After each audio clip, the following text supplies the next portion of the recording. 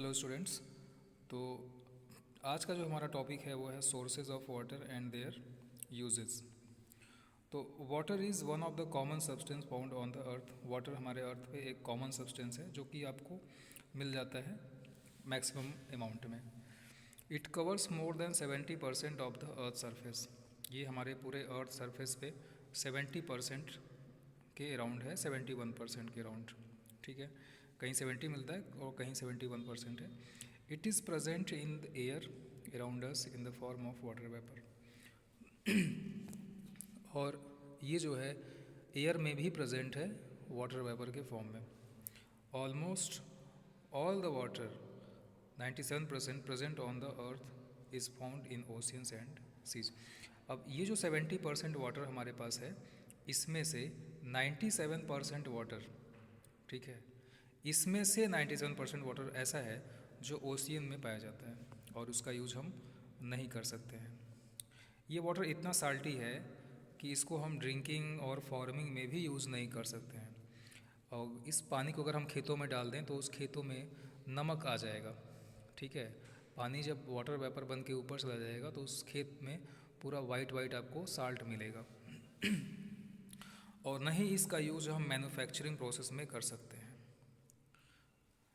तो total amount of fresh water जो हमारे पास अवेलेबल है, जिसका हम यूज करते हैं, वो सिर्फ 0.01% ही अवेलेबल है।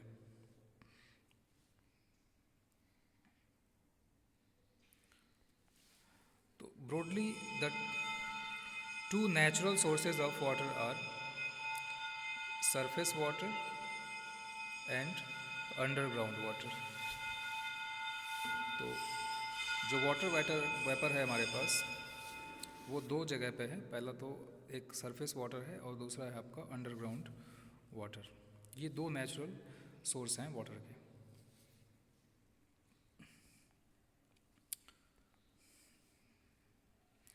Rain water is the purest form of natural water.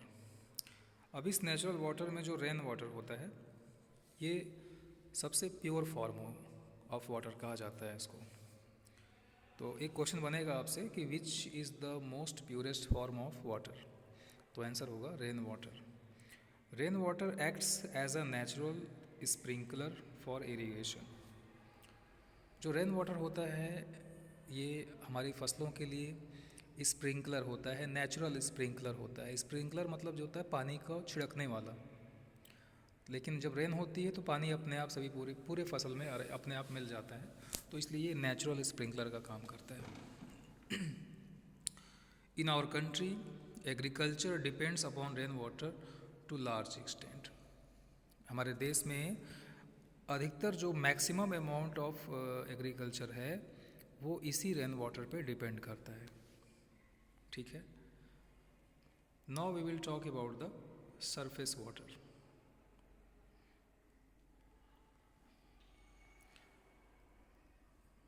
Surface water comprises water from rain and it is found in large water bodies, example rivers, lakes, oceans, seas and glaciers. जो surface water है उसमें वो जो पानी है surface पे जो water आता है वो कहाँ से आता है, वो आता है रेन से। उसका मेन सोर्स क्या है, रेन। ठीक है, और वो जो सरफेस वाटर होता है वो बड़े बड़े वाटर बॉडीज़ में पाया जाता है, जैसे रिवर्स, लैक्स, ओशियन, सीज और ग्लेशियर। ये सब वाटर बॉडीज़ हैं, ठीक है, जो कि सरफेस पे, हमारे अर्थ के सरफेस पे प्रेजेंट है। रिवर की बात करें तो river is a long stream of water. पानी की बहती हुई लंबी धारा को ही हम क्या बोलते हैं, रिवर बोलते हैं। By rains and melting snow from mountains, river water contain dissolve impurities and suspended particles and may not be fit for drinking directly. अब ये जो पानी आता है रिवर्स में, ये कहाँ से आता है, ये आता है ग्लेशियर से। ग्लेशियर्स कहाँ होते हैं, ये माउंटेन्स हैं। माउंटेन्स के जो ऊपरी लेयर होता है यहाँ पे आपके ग्लेशियर्स होते हैं। जब समर सीजन आता है तो यही ग्लेशियर पिघल के यहाँ से बहते हैं। ठीक है, वहाँ से ये ग्लेशियर मेल्ट होते हैं और एक वाटर निकलता है वाटर की पतली पतली पहले स्ट्रीम्स निकलती हैं और फिर ये स्ट्रीम्स आपस में मिल करके एक बड़ी स्ट्रीम बना लेती हैं और जो कि उसको रिवर बोला जाता है। ठीक है। इसमें क्या होता है, बहुत सारी इम्प्योरिटीज़ घुली होती हैं और सस्पेंडेड पार्टिकल्स भी होते हैं, जो कि इस वजह से ये पानी जो है डायरेक्ट हम इसको पी नहीं सकते हैं, पीने लायक नहीं होता है। However it can be treated to make it portable. Portable मतलब होता है पीने वाला पानी, तो इसको पोर्टेबल बनाने के लिए इसको ट्रीट किया जाता है। ठीक है।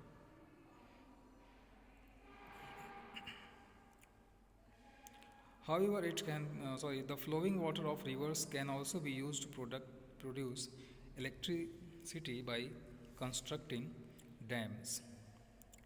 अब ये जो रिवर वाटर है, इसका यूज हम जो है डैम में पहले तो बना करके इस रिवर वाटर को स्टोर कर देते हैं और फिर वहाँ से इस पानी के माध्यम से हम बिजली भी प्रोड्यूस करते हैं। जैसे ये देखो, ये पानी है, ये डैम है आपका, डैम में से यहाँ से ये पानी हम इस बहुत जो निकल रहा है, बहुत फोर्स से पानी आता है और इतना फोर्स से आता है कि यहाँ पे ये टरबाइन लगी होती है, इस टरबाइन को ये मूव करा देता है।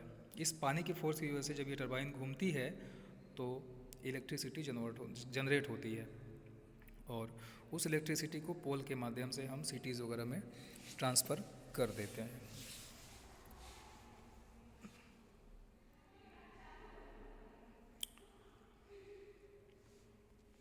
Energy produced by dam energy produced by dams using water is called hydro energy. अब डैम के माध्यम से जो इलेक्ट्रिसिटी जनरेट होती है या जो जनरेट होती है एनर्जी, उसको हम लोग हाइड्रो एनर्जी कहते हैं। ठीक है। ये जो शब्द वर्ड आपका हाइड्रो आया है ना, ये बेसिकली हाइड्रोजन से आया है। मतलब जहाँ भी वाटर से कोई चीज़ जनरेट होगी, कोई एनर्जी जनरेट होगी, उसको हम लोग हाइड्रो एनर्जी बोलेंगे। क्योंकि वाटर जो है ना, वाटर का फार्मूला होता है H2O। H का मतलब होता है हाइड्रोजन और इसी हाइड्रोजन से हाइड्रो एनर्जी वर्ड आता है। ठीक है। नेक्स्ट आपका है lakes and ponds. A pond is a small water body. Pond क्या है? एक छोटी सी वाटर बॉडी है where water gets collected from rain, river and melting snow. जहाँ पे वाटर आपका रेन से, रिवर से और मेल्टिंग स्नो से कलेक्ट होता है। बारिश होती है, बहती हुई नदियों का पानी भी उसमें आ जाता है। ठीक है। स्नो अगर पिघलती है तो वहाँ से भी पानी जो है छोटे छोटे गड्ढों में भर जाता है। ठीक है। मतलब इतने छोटे भी नहीं, मतलब काफ़ी बड़े होते हैं ये, तो उसको हम पॉन्ड कहते हैं। Lakes and ponds are the best places for swimming. और लेक्स और पॉन्ड में हम लोग स्विमिंग भी करते हैं खूब। Their water can also be used for drinking after treating it chemically. और अगर लेक्स और पॉन्ड के वाटर को केमिकली उसको ट्रीट कर दिया जाए तो हम उसको ड्रिंकिंग में भी यूज कर सकते हैं। Sea water is salty. Sea का जो वाटर होता है वो साल्टी होता है। And most of the water available to us on the earth is sea water and और ओशियन वाटर। और अधिकतर वाटर जो होता है, 97% जो वाटर होता है वो ओशियन में और सीज में ही प्रेजेंट होता है। Though sea water is not fit for drinking yet it can be utilize for many useful things. हालांकि सी वाटर का यूज़ हम लोग करते नहीं हैं, लेकिन फिर भी ये कई चीज़ों में यूज़ होता है। जैसे the salt that we eat is produced by evaporating the sea water. इसी सी वाटर को इवेपोरेट करके साल्ट बनाया जाता है। We get a wide variety of sea food from the sea. और इसी सी से हमें बहुत सारी वैरायटीज़ के सी फूड भी मिलते हैं। सी ऑल्सो गिव्स अस मैग्नीशियम। इससे हमें मैग्नीशियम मिलता है। Metal and bromine. मेटल भी मिलता है, ब्रोमीन भी मिलता है और बहुत सारे नॉन मेटल्स भी हमको ओशियन से मिल जाते हैं। इसलिए जो ओशियन होता है वो हमारे लिए बहुत यूज़फुल होता है। और ओशियन से क्या है, हम ट्रेड भी करते हैं, व्यापार भी करते हैं, ट्रांसपोर्टेशन के लिए हमें भी करते हैं हम ओशियन के माध्यम से। Nowadays we also use tides at sea to produce electricity. This is called tidal power and ocean thermal energy. ठीक है, तो टाइड का भी यूज हम लोग करते हैं एनर्जी जनरेट करने के लिए। जो ओशियन में टाइड्स आते हैं उस टाइड्स का भी हम लोग यूज करते हैं। ठीक है, ground water. Some rain water seeps through the soil and gets collected above the layer of impervious rocks। अब होता क्या है कि जब बारिश होती है तो बारिश के माध्यम से पानी जो है रिवर्स में, पॉन्ड्स में, लेक्स में जाता है और वहाँ से वो पानी जो है सॉइल के माध्यम से, सॉइल में जो छोटे छोटे होल्स होते हैं वहाँ से होते हुए वो अर्थ के नीचे जो रॉक्स की लेयर होती है वहाँ पे वो पहुँच जाता है और वहाँ पे वो स्टोर होता है। जैसे आप ये डायग्राम आप देख सकते हो। ठीक है, और इसी वाटर को हम लोग ग्राउंड वाटर भी कहते हैं। This water is safe for drinking. ये वाटर के जो है ड्रिंकिंग के लिए सेफ होता है इसलिए क्योंकि जब ये ग्राउंड तक पहुंचता है तो ग्राउंड तक पहुंचने में बहुत सारी सॉइल की और स्टोन की लेयर होती है, उन लेयर से ये पानी धीरे धीरे फिल्टर हो जाता है। और जो वाटर ड्रिंकिंग के लिए फिट होता है उसको हम लोग पोर्टेबल वाटर भी कहते हैं। Wells have ground water. ठीक है, वेल्स हैव ग्राउंड वाटर। जो कुएं होते हैं उन कुओं में पानी जो आता है वो ग्राउंड वाटर का ही पानी आता है। When ground water comes out with pressure through an opening on the earth surface it forms a spring. कभी कभी ऐसा होता है कुछ जगहों पे कि ग्राउंड का जो पानी होता है वो कहीं ना कहीं किसी होल से एकाएक जो है स्प्रिंग आउट होने लगता है, फव्वारे के रूप में बाहर निकलने लगता है, तो उसको हम लोग स्प्रिंग भी कहते हैं। ठीक है, salts and minerals are generally present in spring water. और ये जो स्प्रिंग वाटर होते हैं इसमें जनरली साल्ट और मिनरल्स प्रेजेंट होते हैं। It is mostly underground water that reaches our bathrooms and kitchens through taps। इसी ग्राउंड वाटर का यूज हम लोग अब टैप्स के माध्यम से अपने बाथरूम में, किचन में, वहाँ तक इस वाटर को ले जाते हैं और अपने डेली की जो चीज़ें हैं उसमें हम लोग इसको यूटिलाइज कर लेते हैं। Ground water can be brought out through tube wells and used for various purposes. Ground water को हम लोग ट्यूबवेल के माध्यम से और ये जो है काफ़ी बहुत सारे चीज़ों में इसका यूज़ हम लोग करते हैं। Now dependence on water. Water पे हम क्यों डिपेंड्स हैं या किस तरह से डिपेंड है। बिसाइड्स सपोर्टिंग लाइफ को तो सपोर्ट करता ही है, इसके अलावा water has many other uses. Water के बहुत सारे दूसरे यूज़ भी हैं। जैसे broadly three main uses of water. जैसे पहला तो है industrial, house holds, course and agriculture.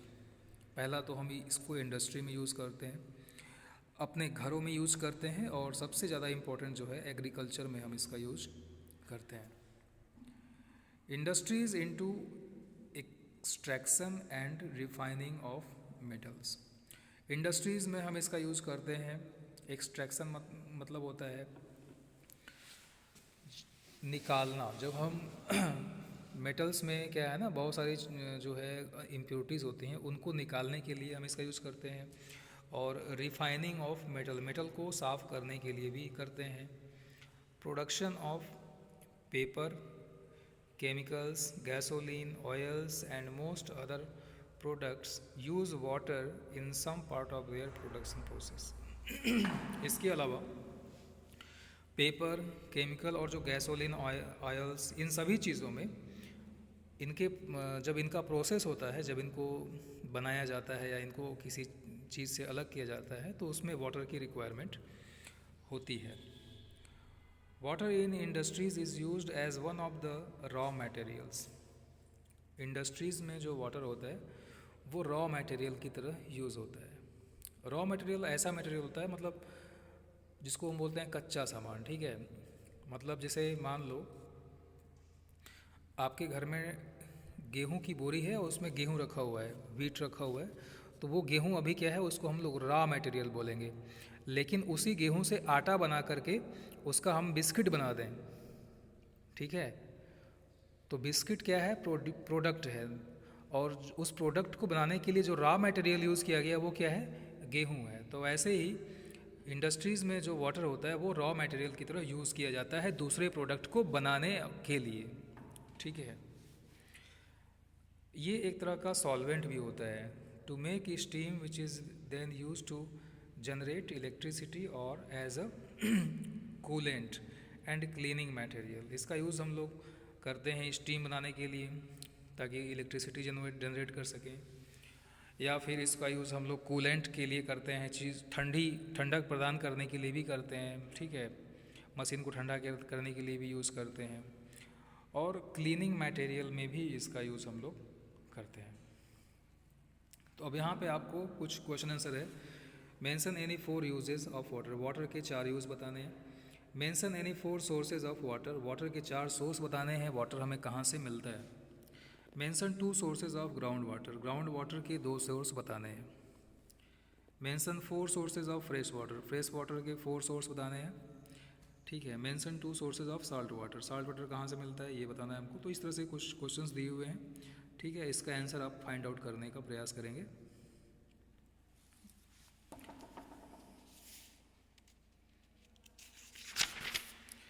अब यहाँ पे आते हैं, एट होम बिसाइड्स ड्रिंकिंग, मतलब घरों में ड्रिंकिंग के अलावा we also use water for many household activities like brushing and bathing, ठीक है। घरों में पानी ड्रिंक करने के अलावा भी हम बहुत सी अपने घर की ज़रूरतों में आने वाले काम को, घर की ज़रूरतों को पूरा करने के लिए वाटर का यूज़ करते हैं, जैसे नहाना हो गया, ठीक है, बाथिंग हो गया, ब्रशिंग हो गया, क्लीनिंग हो गया, ये सभी चीज़ें, ठीक है।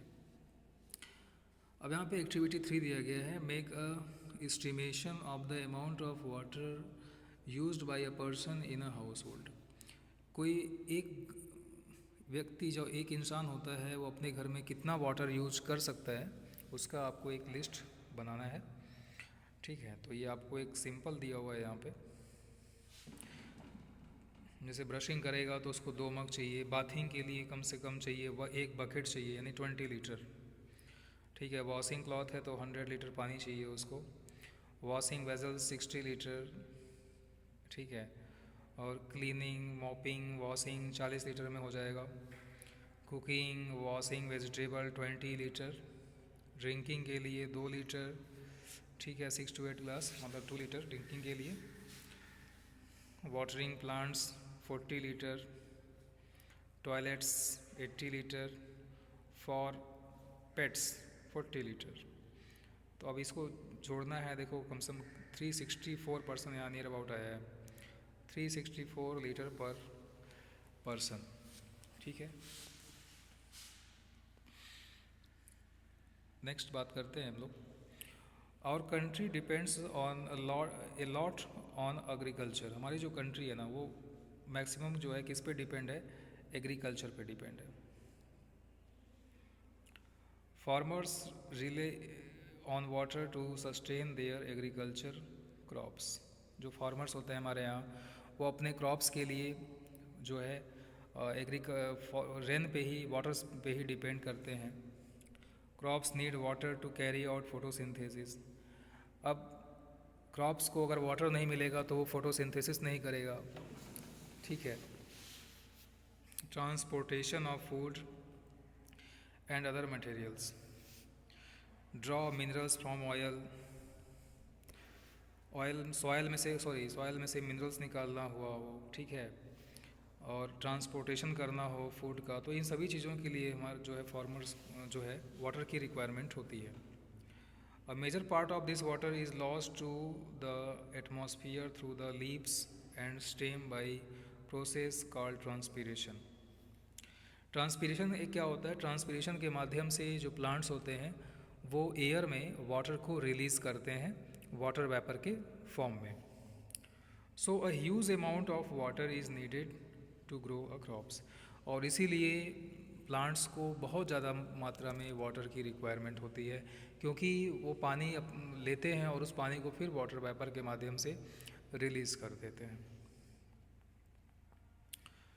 When rainfall in region is not sufficient to meet the water requirement of the crops, farmers supply water to the crops from canals and tube wells. अब कहीं कहीं किसी रीजन में अगर बारिश नहीं होती है तो फार्मर्स को तो इरिगेशन करना ही है, इरिगेशन नहीं करेंगे तो क्रॉप्स नहीं होगी, तो वो क्या करते हैं, ट्यूबवेल का यूज़ करते हैं, ग्राउंड वाटर का यूज़ करते हैं। ठीक है, तो